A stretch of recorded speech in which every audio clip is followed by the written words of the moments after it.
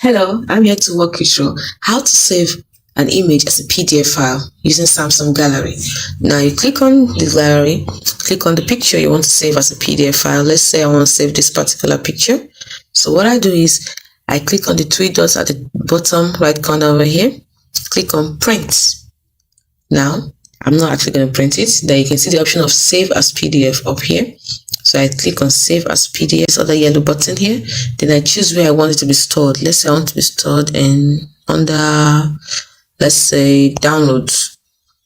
So let's say I want to store under downloads. Where exactly on the downloads? So I can try to choose a specific part, or I can just leave it here and click on save.